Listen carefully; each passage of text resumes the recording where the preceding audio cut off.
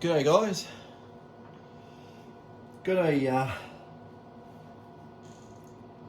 GP-3500 here, which has come in for all the latest and greatest upgrades, and I'm getting there on it.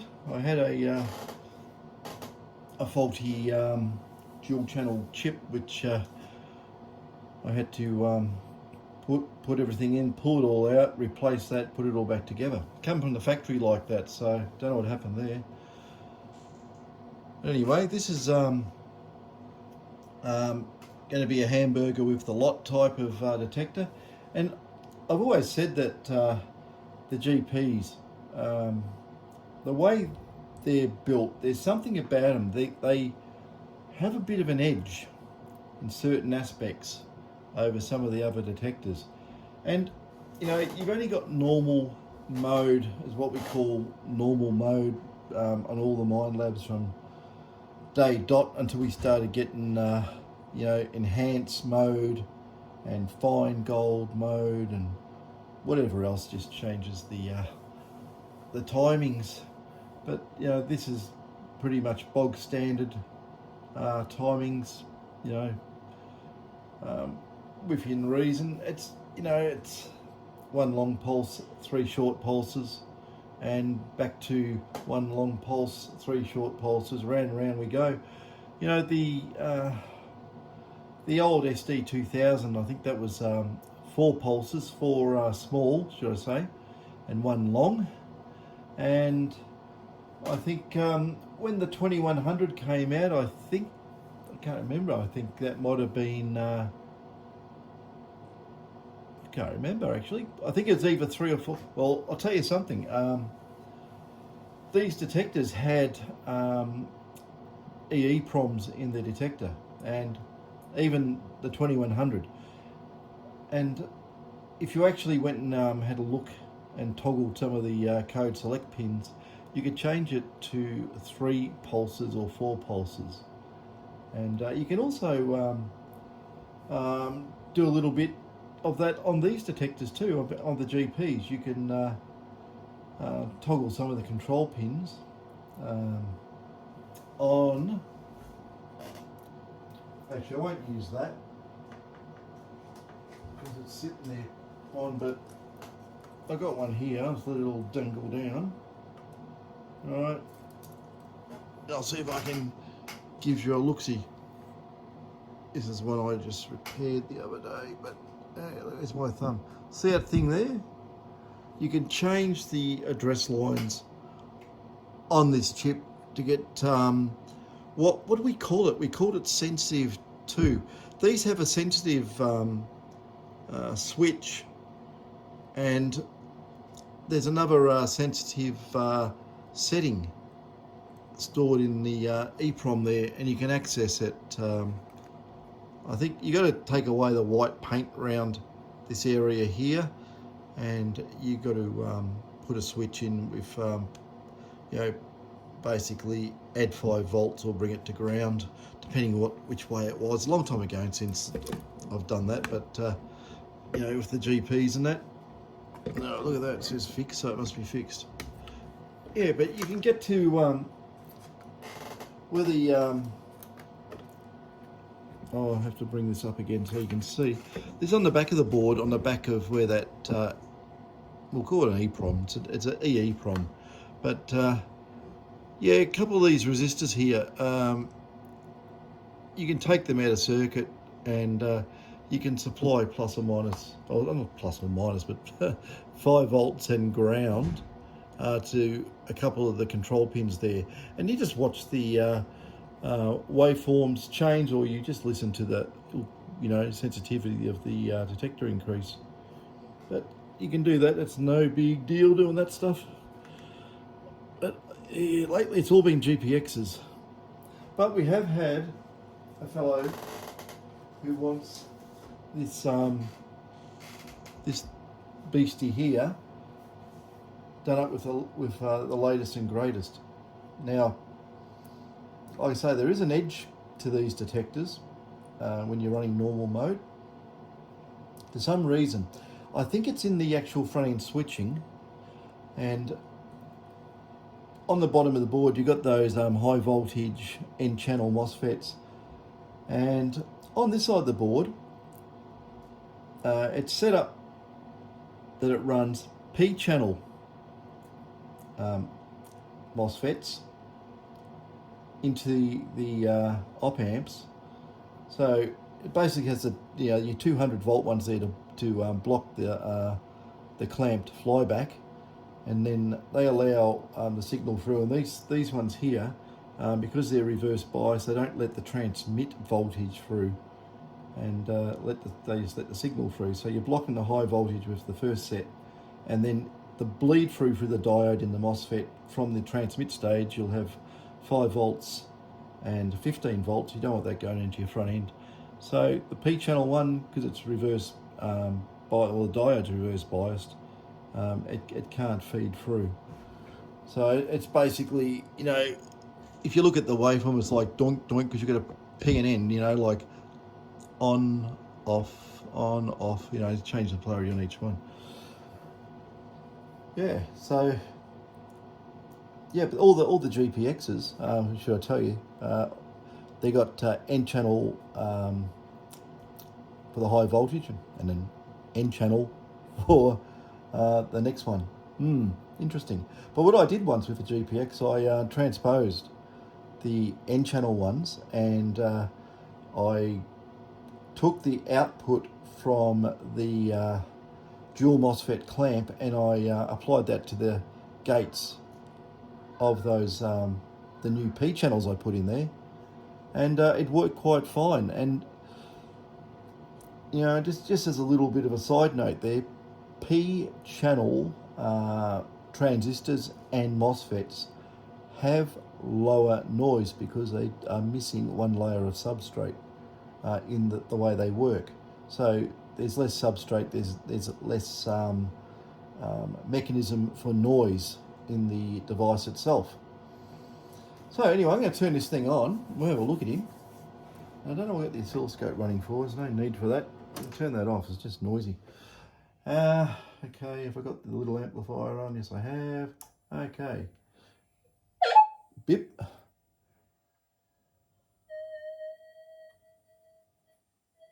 It's so quiet. It's in cancel mode, but I just fired it up. And the thing is with this one, now you got to remember, it's not using any fancy enhanced mode or anything like that, just standard timing. But if I get up to my coil, I'll spin this around. I'm going to move it a bit. So, doink, doink, doink. Yeah, I nearly took the soldering iron out. Fantastic. Okay, so there's the coil, but on this one I've got the magic winder. So up we go. Oops, would help if I use a clutch on it, wouldn't it? So I'll get it up. I also I put some silicon on it. So there we go. Okay. Now you got to remember, I've got the threshold really cranking, otherwise you won't be able to hear this. I'll turn it right up, everything right up. Yeah, the microphone I bought for this, someone's borrowed it, so anyway. So, 0.05.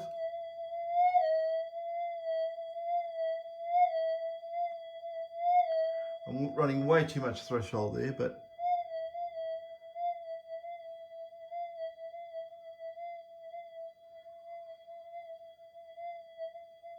we're getting up to the 6 mark, and I don't even know if I've got this thing cranked up. Hang on, I'm going to turn the volume down when I do this because it'll blow our eardrums off. So we change the DC levels. Okay, it was a smidgen off full. I'll be able to turn the volume back up. But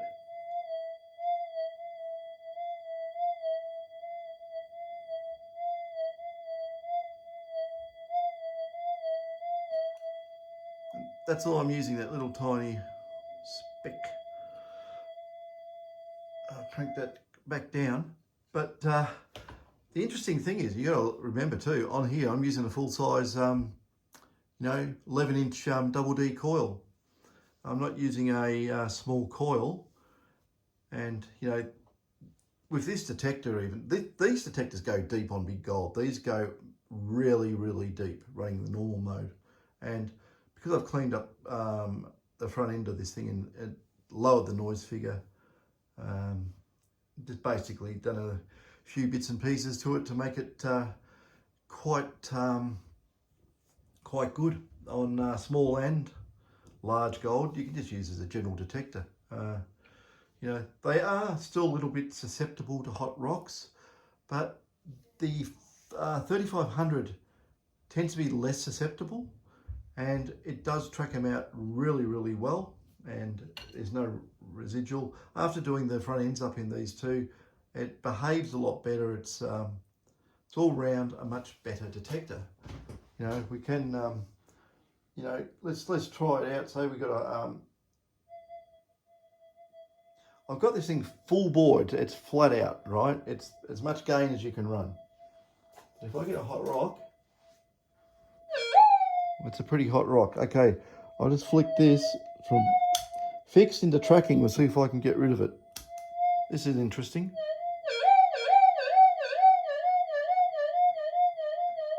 Another flick, just to speed it up.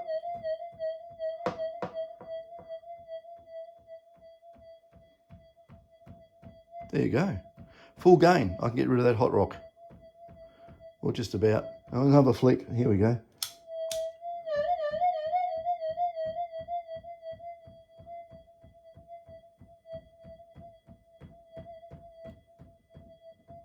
There you go. It's got rid of it.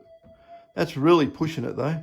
So, and you know, small gold.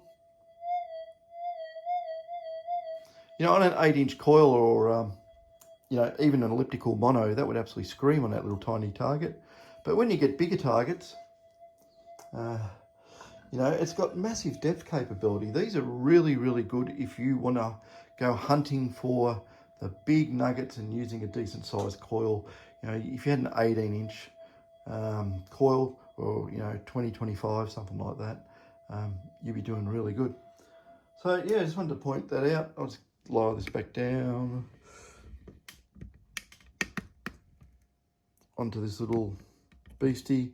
I'm putting variable frequency in this detector as well, so you can optimize it for, well, it's not optimized for anything at the moment. It's right running 35 microsecond short pulse timings, which is factory default 35, 36, somewhere around there.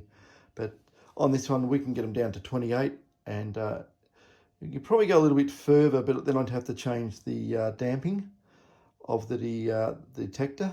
I'd have to probably put in a few little extra tricks to get it to come down past 28 microseconds. Can be done, but you know, it's not made to be a tiny, you know, fly spec type machine. It's designed to be a big, deep gold detector. And that's what the fellow wants it for. So we're going to lean it more so in that direction.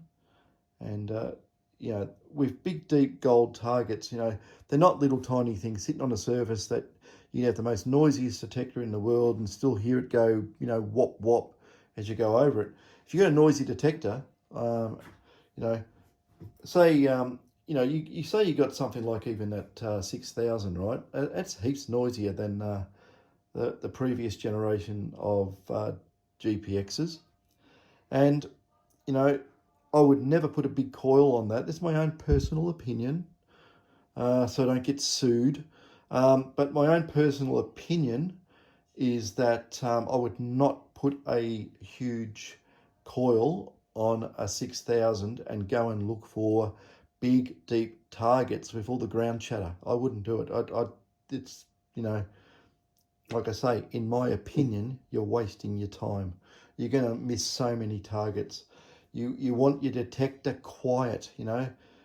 We went the opposite direction than what other people do. They're all boosting these things up and, you know, running too much gain and the front end saturates and, you know, but it'll still ping quite nicely on tiny gold, you know, and, well, not so tiny. It can get lost in the noise too.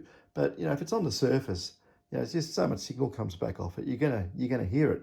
But when you start getting down a few inches, yeah, you're asking for trouble, I think. But I've always found that running your detector quiet actually has a depth benefit, right? Especially on really hot ground. If you're working pipe clay or something like that, crank the hell out of everything, you know, because there's no, you know, there's no noise from the ground, basically. Pipe clay is pretty much inert. It's only when you get mineralized clays, you know, full of iron, you know, that is a problem if you start running lots of gain. So, yeah, that's what we're doing with the 35. I don't know if I can zoom in on that. Let's have a look. I've got this in a holder, so it's very hard to do anything with it. I need little fingers. But yeah, there it is there. You can see that green thing. That's a 3-stack board. I've actually done the 2 bottom boards as a sandwich technique. It basically keeps it very, very well earthed and shielded, and it behaves really, really well compared to, say, a single board with a big spread of componentry. You're trying to keep it small. That's a dual amplifier on top. You can't see any of the components because I mounted it upside down. So yeah, that's basically this design. That is the latest and greatest in this detector. The other day I went out to test them, and we went out to the test site, and I forgot my amplifier, and you know, I've come back here. I've run a couple just up the forest behind us. I've taken some hot rocks, thrown them on the ground, gone over it, and the detectors work beautifully. So they're gone back to their owners. So we've got one detector has gone back to Palmer River, up the northern part of the Palmer River. Not saying any names, just for the hell of it. I don't think he wants anyone to know, but the Palmer River is a big place and a lot of prospectors there, so you might be able to guess who it is, but I don't think so. This one here is for big gold, and it's going to an area where it's been renowned for big gold. So hopefully, you know, we get some feedback and just see how good these detectors perform. Now, as a bit of an interesting one for you people, I'll just get something. Hang on a sec. I'll bring it over. This is for another video, but I'll wind this down. Oh no, I'll leave it where it is. No, I have to wind it down because I can't see what I'm doing. Okay, down we go. Good. I'd never get a job on a Steven Spielberg film. Anyway, here we go. We've got this gold monster. Okay, one of the guys looking at these videos has sent this in. And he said, "Have a play with it, see what you can do with it." So this little tiny coil it's got. You know, what is that? 6 inch or something? Is it? I don't know. Hard to tell. Small coil, 1, 2. Yeah, it's probably 6 inch, 5 or 6 inch. Very small. So it should be very, very sensitive to very small gold. Far more so than anything else. But what people tell me is these are noisy, right? They say it's noisy as hell. But that's not my say so. It's what the customer tells me. And a few of them have said so. So what we're going to do with the gold monster, hey, check that out. I didn't realise that. Where is it there? It's got Arabic written on it. Interesting. Okay. I take it that says gold monster in Arabic. So what I'm going to do, I'm going to strip this, in a later video, I'm going to strip this detector down, and we're going to measure a lot of aspects of it, and we're going to see what can be improved. So, you know, I might be able to find something fantastic. Might be a quick and easy component swap out for some added performance. Might be anything. Well, who knows? We don't know what we're going to find. So that's a gold monster. And yeah, I think tomorrow I'll do a strip down of the gold monster, and we'll work out how it goes. So basically, just looking at it, say, you know, all the electronics just in the screen display area, and that's the batteries. You know, it's not much to it, but we're going to find out about it. We're going to see what can be done. Like years and years ago, I remember, who was bringing in detectors? Jack Lang. Jack Lang was bringing in some detectors from China, and they're a VLF detector, but the funny thing was, they didn't have any problem dealing with ground mineralization whatsoever. You could get a piece of iron and a piece of gold, put them together, and the detector would detect the gold. Take the gold away, and it would reject the iron. I thought that was quite good. It was called a, here we go, strain the brain. It was called something or other 709, and they were cheap. They were like $100, you know, and they worked beautifully on the gold field. And I remember I got a few of these things, and I did something to it. I think it had a quad op amp in there. And it was using something like, you know, a really pedestrian type 7470 or something or other. And I remember I took that out and I put something in that was far less noisy, and the performance came right up on that detector. It could have been pulled apart, you know, re-engineered with a decent coil, and you could have put it on the market. You would have sold it for a lot more than $100, I'll tell you that. So, you know, those it was something around 709. Don't know who made it. It was a long time ago. So it would be, oh God, we're probably talking, gee, it could have been 10 years ago or something. Oh dear me, time flies. But anyway, we're going to do this gold monster in a next video.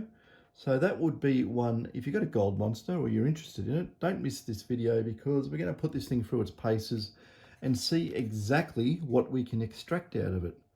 So yeah, it's going to be interesting, very interesting indeed. So yeah, I want to get onto that. But anyway, in the meantime, Dave has informed me that he has done a lot of GPX detectors and stuff, and it's all gone out, and we got a new distributor selling our stuff for us up in Queensland. I can't remember what he calls his shop, but yeah, there's a couple of them up there selling our boosters and batteries and things like that. I'll say it in the next video. I don't want to say the wrong one, just in case people go there and it's not there. You know, there's a few places around. So yeah, we're doing a bit of wholesale to the detector shops at the moment. Been moving some stuff over to the Middle East, moving it over to Africa, and yeah, still a lot of inquiry from Russia, but you know, we can't actually send it to Russia, so you got to send it to a third country, and then the Russians have to organise it, getting it from those countries. So, you know, it's not that we're getting around anything. They're sending the detectors from Russia, so that, you know, their technology is already there, and we're just tricking it up and sending it back. So, you know, it's no real embargo on technology. So yeah, we've been very busy, and yeah, okay, I'll pack this one up. You've seen what the capabilities of this thing is. You can compare it to my other videos and have a look at what the GPXs do.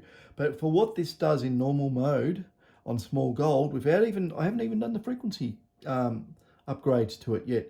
It really performs well. There's something about this older technology. Well, we call it older technology, but, you know, realistically, you know, what's the difference? You know, it's you know, some of the newer parts are good, but I'm putting newer parts in. I'm putting cutting edge, you know, modern day technology in it.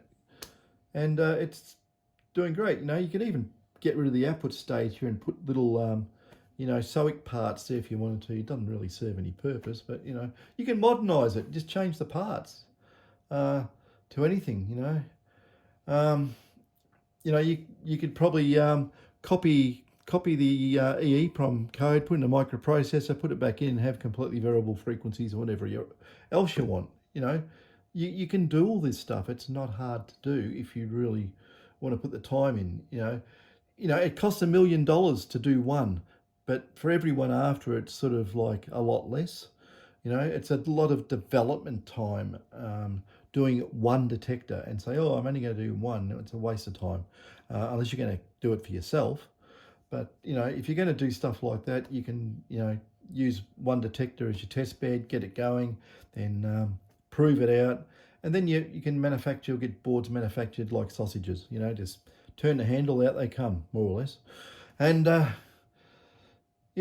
you can do all these detectors. But, these are probably getting scarce now. So, I think that the customer base with the GP detectors might be getting a bit thin. It's like everyone discards the old technology, and the manufacturers go, oh, look at the new one, and sometimes the new ones are a step backwards. Like I said, I've had new detectors and I could not palm them off quick enough. I did not like them. They did not perform as how I expected, and there was limitations. You can't go and get aftermarket. Well, you can get some aftermarket coils, but you can't make your own coil. Um, this chipping coils business, that's just cutting out the competition. Unless you've got some deal where you can get the chip components and put chips in the coils and away you go. But I just think that's in my personal opinion, I just think that's nasty. You can't make your own coils because the detector won't turn on because it says, oh, I can't see a coil there. A coil's just bloody windings of wire. There's nothing special about it.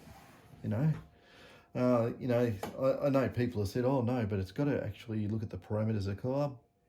Pigs, does not. It can look at the bloody parameters of the coil inside the detector in its own software and give it a bit of a scan and a bit of a look-see and say, oh, that's that, and then bloody put it in the memory. My God, So, yeah, I just don't like the way the industry's going with all this lockup on detectors. You buy your detector and say, oh, I want to buy a new coil. Oh, that's $1,000, please. Like, what the? I don't like it. I don't like it. I think it's just, commercialism gone mad. That's why I like these. You can stick any bloody coil on it. Half an ohm resistance and 300 microhenries, and away you go. Make a coil as big as a bus. It's going to work. So, yeah. Anyway, that's my rant. That's why I stick with the older detectors. You can do much more with them. On the new detectors, you go to open it up and you look at it there, and the whole front end's a brick. It's a big plastic module locked up. It's probably got trickery in it that if you try and do anything with it, it won't work and it'll blow up and it'll do all sorts of nasty things. And you can't do anything with it anyway. So what it is what it is, and stays that way forever, because you can't upgrade it unless the manufacturer makes a new brick that you can unsolder. It's 50,000 pins and put in there. But that's the way the technology's going. But even on the 7000, you did anything on the front end on that, and it would have a hernia and wouldn't work. So they got sensing on the front end. But what I did, I actually made a floating front end amplifier for it, and it got around whatever they put in there or whatever was stopping it from working, and it worked quite fine. But in the end of it, we had a couple out there and we just thought that it had too much gain for certain parts of Australia with the ironstone and the extra reactive minerals. Clays we had a lot of trouble with clays here in Victoria.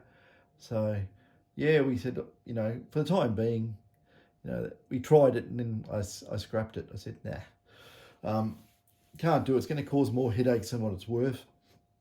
But with these detectors here, these are great. These are fantastic to work on, fantastic to upgrade.